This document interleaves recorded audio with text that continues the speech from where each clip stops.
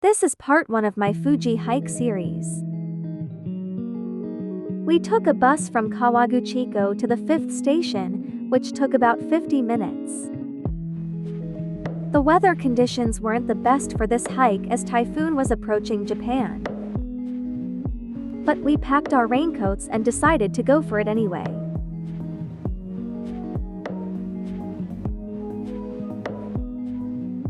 The first few stations on the way up weren't too hard to reach.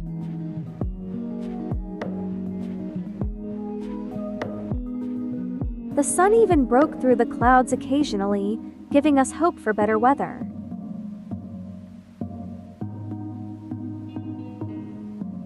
Spoiler alert, it's going to get way worse than this.